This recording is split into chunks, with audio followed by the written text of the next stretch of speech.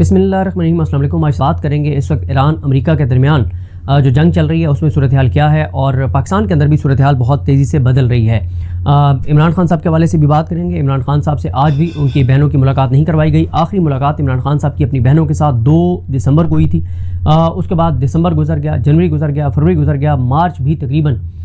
बल्कि यकीनन आधा गुजर गया, इमरान खान साहब से मुलाकात नहीं हुई और अदालती अहकामात पे भी अमल नहीं हो रहा। PTI कोई ऐसा दबाव बढ़ाने में भी नाकाम है कि इमरान खान तक उनकी बहनों को रसाई दी जाए, और ये बात भी गलत साबित हो गई है कि PTI के ऊपर जुल्म इसलिए होता है, जबर बर्बरियत फस्तायत और यजीदियत इसलिए होती है क्योंकि इमरान खान के ट्वीट्स आते हैं और सख्त बयानात आते हैं। अब तो दिसंबर, जनवरी, फरवरी यानी चौथा माह है, इमरान खान साहब का कोई ट्वीट नहीं आया। उसके बावजूद जबर बर्बरियत फस्तायत उसी तरह से बरकरार है जैसे पहले थी, कोई उसमें फ़र्क नहीं आया। लेकिन पहले बात करते हैं, एक बड़ी खबर ये है कि ईरान के नए supreme leader Ayatollah Mujtaba Khamenei जो हैं, उन्होंने एक पहला अहम इजलास किया है। 3 ममालिक ने ईरान से रब्ता किया और सालसी की पेशकश की कि जंग बंदी हम आपकी करवाते हैं, लेकिन उन्होंने जंग बंदी की इस ऑफ़र को मुस्तरद कर दिया है और उन्होंने कहा है कि इंतकाम, इंतकाम और इंतकाम। उन्होंने कहा है कि हम अमेरिका से इंतकाम लेंगे। उनका जो पहला बयान आया था एज ए सुप्रीम लीडर वो देखें या आज का उनका बयान देखें, इससे वाज़ेह तौर पर ये नज़र आता है कि ये जंग इतने जल्दी ख़त्म होती हुई नज़र नहीं आती। और ईरान आज एक और बड़ा नुकसान ईरान का जो है वो अभी तक उसी ईरान ने कन्फर्मेशन तो नहीं की कि अली लारीजानी जो अहम तरीन रहनुमाओं में से एक हैं, उनको शहीद किए जाने का इसराइल जो है वो दावा कर रहा है। अच्छा, एक चीज़ मैं आपको बता दूं, इसराइल और अमेरिका ये एक बहुत झूठा प्रोपेगेंडा करते हैं जब ये कहते हैं कि ईरान के जो फ़लाँ रहनुमा हैं वो छुपे हुए हैं और हम उनको ढूंढ रहे हैं, और जब उनको शहीद किया जाता है तो ये कहा जाता है कि उनको लोकेट किया जा रहा था और जैसे वो लोकेट हुए तो फ़ौरन हमला करके उनको शहीद कर दिया गया। ये उनका प्रोपेगेंडा मुकम्मल तौर पर झूठ है। जो आयतुल्लाह सैयद अली खामनेई जो है वो भी अपनी उसी रहायशगाह पर थे, अपने उसी दफ्तर में थे जहाँ पर वो मीटिंग्स करते थे। एक लम्हे के लिए भी वो डिग्गी में छुप कर कहीं नहीं गए, एक लम्हे के लिए भी उन्होंने जगह तब्दील नहीं की, और उन्होंने वो जुर्रत, बहादुरी, दलेरी से वहीं मौजूद रहे, शहीद हो गए। और इसी तरह से कई बार ऐसे हुआ, हमने देखा, तारीख में उठा के देखें, हमारी अल्लामा राजा नासिर अब्बास साहब से मुलाकात हुई तो उन्होंने पूरी एक तारीख बताई कि कब कब ईरान के कौन कौन से लीडर्स कितनी बड़ी तादाद में एक ही हमले में शहीद कर दिए गए, लेकिन फिर भी ईरान की जो मज़ामत है, जो उनकी गैरत है, जो उनकी जुर्रत है, जो उनकी बहादुरी है, उसमें कोई फ़र्क नहीं पड़ा। तो जब सुप्रीम लीडर के शहीद होने के बाद भी जो सिस्टम कोलैप्स नहीं किया और ईरान मज़ामत कर रहा है, तो अली लारीजानी अगर वो शहीद हो गए हैं तो ये बहुत बड़ा नुकसान है। और ये उन चंद बहादुर दलेर मुसलमान उम्मत मुस्लिमा के लीडर्स में से थे, रहनुमाओं में से थे, जो खुलकर इसराइल को, अमेरिका को ललकार रहे थे, जो गज़ा और फ़लस्तीन की हमायत कर रहे थे, जो मज़लूम मुसलमानों की जंग लड़ रहे थे और बड़ी जुर्रत, बहादुरी और दलेरी से बात कर रहे थे। बहरहाल अभी तक ईरान ने कन्फर्मेशन नहीं की, लेकिन इसराइल बहरहाल ये दावा कर रहा है कि उन्होंने उनको जो है वो शहीद कर दिया है। अब आते हैं जो नए सुप्रीम लीडर का जो पहला इजलास है उससे क्या आया है, और मैं आज आपके सामने दोबारा उनके जो पहला पैगाम है वो भी रखूँगा, जिससे आपको अंदाज़ा होगा कि बिल्कुल वो मफामत के मूड में नहीं है, वो जारहाना मूड में है, और इसलिए ये जंग अभी जल्दी ख़त्म होती नज़र नहीं आती। और इस जंग के चलने के साथ साथ इसका बरह रास्त ताल्लुक़ पाकिस्तान के अंदरूनी हालात और सूरत हाल से है। इस वक्त पाकिस्तान कोशिश कर रहा है कि पाकिस्तान को इसमें ना पड़े, क्योंकि पाकिस्तान का एक दिफाई मुआहदा है सऊदी अरब के साथ, और सऊदी अरब ने कहा भी पाकिस्तान को कि पाकिस्तान आए, और पाकिस्तान का एक जो मुआहदा है उसकी वजह से पाकिस्तान कोशिश कर रहा है कि ईरान जो है वो सऊदी अरब में जो अमरीकी अड्डे हैं, जो अमरीकी असासे हैं, उन पे अटैक ना करे, क्योंकि जब ईरान सऊदी अरब पर अटैक करता है तो ज़ाहिर है पाकिस्तान के, क्योंकि सऊदी अरब के साथ एक दफ़ाई मुआहदा है, तो पाकिस्तान एक मुश्किल सूरत हाल से दुचार हो जाता है। ये जो ईरान के नए सुप्रीम लीडर हैं, इन्होंने इन तक एक सालिस के ज़रिए जो है ये बात पहुंचाई गई थी कि आप अमेरिका के साथ सीज़ फायर करें, तो उन्होंने इससे इनकार करते हुए क्या कहा है, उन्होंने कहा कि पहले अमेरिका और इसराइल हम दोनों को घुटने टेकने पर मजबूर करेंगे। और उन्होंने कहा है कि ये पहली उनकी खारजा पॉलिसी मीटिंग थी जिसकी उन्होंने सदारत की, और उन्होंने कहा कि, और जो सोर्सेज हैं जिन्होंने इंटरनेशनल मीडिया जिसने ये रिपोर्ट की उनको बताया है कि वो बहुत जारहाना मूड में थे, वो बहुत सख्त गुफ्तगू कर रहे थे, वो बहुत संजीदा थे। और उन्होंने कहा कि इंतकाम, इंतकाम और इंतकाम, और उन्होंने जो सोर्स है, जो इंटरनेशनल मीडिया ने जो सोर्स जिसको कोट किया है, उसको उन्होंने कहा कि उसने ये नहीं बताया कि वो ऑनलाइन शरीक थे या وہ جو ہے وہ خود براہ راست فزیکلی وہاں پر میٹنگ میں شریک ہوئے۔ اس کے بعد انہوں نے یہ بھی بتایا کہ ان کو جو ثالث تھے جنہوں نے رابطہ کیا ایران سے، ان کا مقصد یہ تھا کہ امریکہ کے ساتھ کشیدگی ایران کی کم ہو یا جنگ بندی جو ہے وہ ہو جائے، سیز فائر ہو جائے، اور تمام مزید تفصیلات سامنے نہیں آئیں کہ اور کیا کیا اس میں تفصیلات تھیں، جس پر سپریم لیڈر نے جواب دیا کہ امن کا یہ صحیح وقت نہیں ہے۔ انہوں نے کہا کہ یہ امن کا صحیح وقت نہیں ہے، یہ انتقام لینے کا وقت ہے، اور اس وقت تک ہم پیچھے نہیں ہٹیں گے جب تک ہم اسرائیل اور امریکہ کو گھٹنے ٹیکنے پر مجبور نہ کر دیں اور وہ اپنی شکست تسلیم نہ کر لیں اور ہرجانہ ادا نہ کر دیں جتنا انہوں نے ہمارا نقصان کیا ہے۔ اور انہوں نے یہ بھی کہا ہے کہ کچھ ایرانی حکام نے پہلے یہ بتایا تھا کہ وہ معمولی زخمی ہوئے تھے حملوں میں، اور جب 28 فروری کو حملہ کیا تھا امریکہ نے اس میں زخمی ہوئے تھے، اور بہرحال وہ بھی خبریں غلط ہیں کہ وہ علاج کے لیے جو ہے وہ چلے گئے ہیں، رشیا چلے گئے ہیں۔ اس سے پہلے آپ نے دیکھا تھا کہ ایک جھوٹی خبر چلوائی گئی تھی انٹرنیشنل میڈیا میں، جس کو پاکستانی میڈیا نے بھی چلایا تھا کہ ایرانی جو سپریم لیڈر آیت اللہ خامنئی وہ رشیا شفٹ ہو جائیں گے، وہاں ان کے بڑے بڑے اثاثے ہیں، جائیدادیں، تو یہ بھی خبر جھوٹی تھی جو پاکستانی میڈیا نے بھی چلائی تھی۔ اچھا، اس کے بعد ایک اور جو ہے ڈیولپمنٹ وہ یہی ہے کہ ابنائے ہرمز ابھی تک بند ہے۔ ٹرمپ جتنی بھی دھمکیاں دے رہا ہے اسے ابنائے ہرمز کے راستے نہیں کھلے، اور ٹرمپ جو ہیں انہوں نے اپنے اتحادیوں کو جو کہا ہے کہ تم بھی ساتھ ہو، انہوں نے بھی انکار کر دیا ہے، اور یہ ایک ٹرمپ کے لیے جو ہے وہ مشکل صورتحال ہے۔ اچھا، اسی طرح سے میں نے آپ کو بتایا نا کہ جو ایران کے سپریم لیڈر کا جو نئے جو سپریم لیڈر ہیں مجتبیٰ خامنئی، ان کا جو پہلا بیان آیا تھا وہ ان کا یہ بیان آیا تھا کہ انہوں نے ایک تو یہ کہا تھا کہ ہم امریکہ پر، ہم امریکی اثاثوں پر اور جو ہمسائے ممالک میں جو امریکی ایسٹس ہیں ان کے اوپر، اسرائیل کے اوپر ہم حملے جاری رکھیں گے، ابنائے ہرمز کو ہم بند رکھیں گے۔ اور انہوں نے کہا کہ انہوں نے کہا تھا کہ ہم اپنے بچوں کے خون کے معاملے میں بہت حساس ہیں۔ انہوں نے یہ بھی کہا تھا کہ اس پیغام میں کہ میرے والد جو ہیں وہ شہادت کے بہت خواہش مند تھے، اور انہوں نے اپنے والد کو مخاطب کرتے ہوئے کہا کہ آپ کیونکہ شہادت کے خواہش مند تھے اور اللہ نے آپ کی وہ خواہش پوری کی ہے، اور آپ ایک 10 رمضان المبارک کو قرآن مجید کی تلاوت کرتے ہوئے آپ جو ہیں وہ شہید ہوئے۔ پھر انہوں نے آگے یہ کہا تھا کہ ہم اپنے شہداء کے خون کا انتقام لینے سے ہرگز دستبردار نہیں ہوں گے، خصوصاً مناب کے شہداء کا خون رائے گاں نہیں جانے دیا جائے گا۔ انہوں نے لوگوں کو یہ کہا تھا کہ مجھے بھی میڈیا کے ذریعے ہی جو مجلس خبرگان ہیں ان کے فیصلے کا پتہ چلا کہ مجھے جو ہے وہ سپریم لیڈر منتخب کیا گیا ہے، اور انہوں نے کہا کہ یہ منصب میرے لیے سنبھالنا بہت مشکل ہے، کیونکہ اس سے پہلے اس پہ امام خمینی اور آیت اللہ علی خامنئی جو ہیں وہ عظیم جو دو رہنما تھے وہ اس منصب پر فائز رہے ہیں۔ انہوں نے کہا تھا پہلے پیغام میں کہ دشمن کے مفادات کو نقصان پہنچانے کے لیے ابنائے ہرمز کو بطور ہتھیار استعمال کیا جاتا رہے گا، اور ضرورت پڑی تو دشمن کے خلاف مزید محاذ بھی کھولے جائیں گے۔ انہوں نے کہا تھا کہ ایرانی مسلح افواج کی کارکردگی بہت زبردست ہے، وہ طاقت کے ساتھ وطن کا دفاع کر رہے ہیں اور دشمن کے حملوں کا بھرپور جواب دے رہے ہیں۔ انہوں نے یہ بھی کہا تھا کہ ایران اپنے ہمسائے ممالک کے ساتھ خوشگوار تعلقات کا خواہش مند ہے، اور ہم نے کبھی کسی اپنے ہمسایہ ملک پہ حملہ نہیں کیا، لیکن ایران اپنے ہمسایہ ممالک میں صرف وہاں پر موجود امریکی اڈوں کو نشانہ بنا رہا ہے، اور وہ امریکی اڈے جہاں سے ایران کے اوپر حملے کیے گئے۔ انہوں نے کہا کہ ہم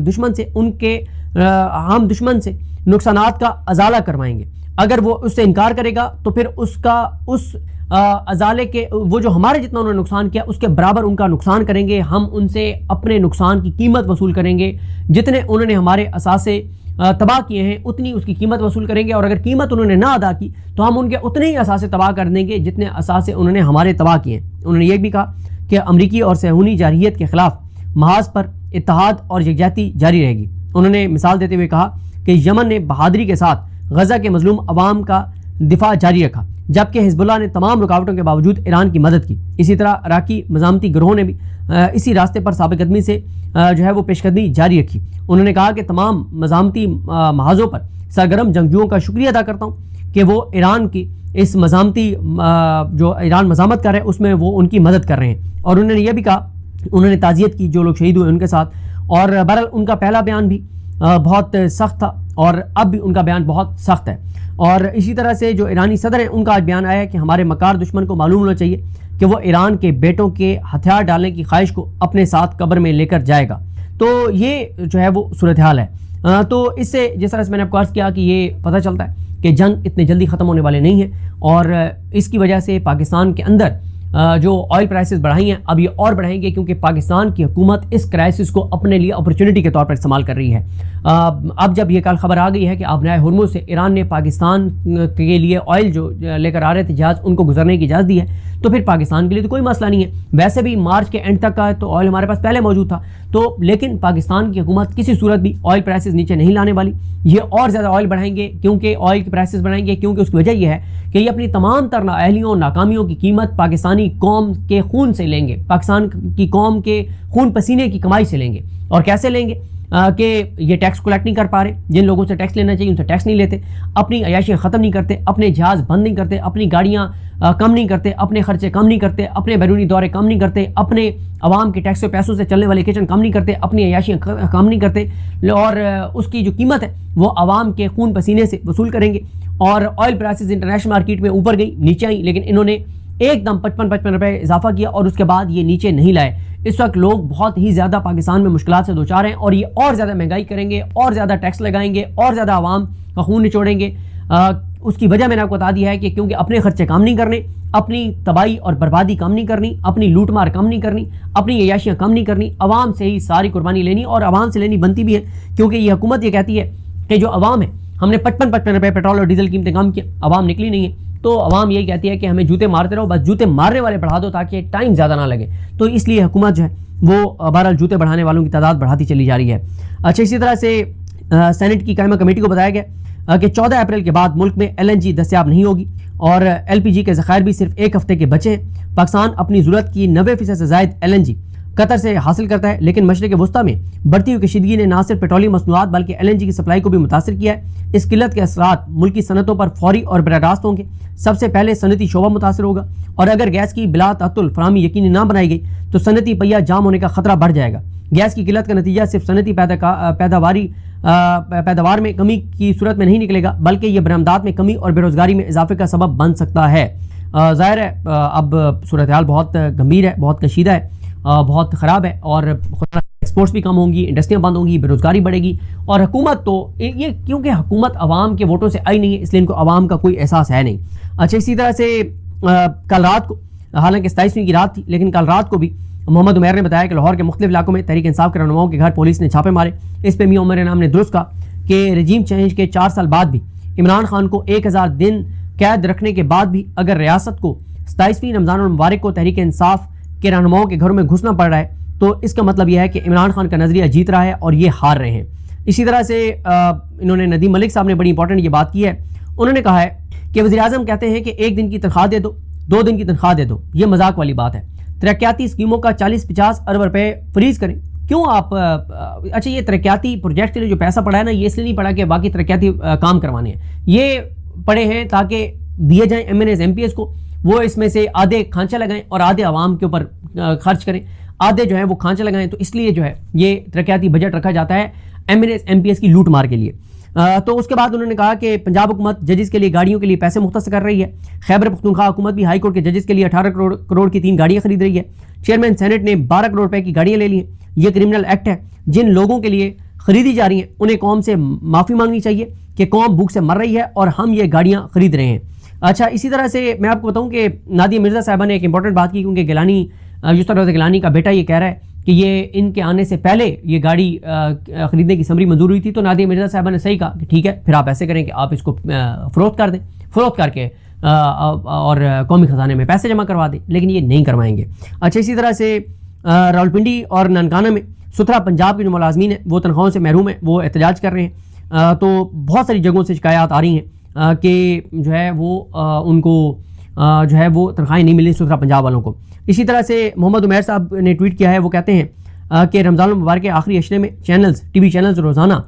شاپنگ کی صورتحال بتاتے ہیں،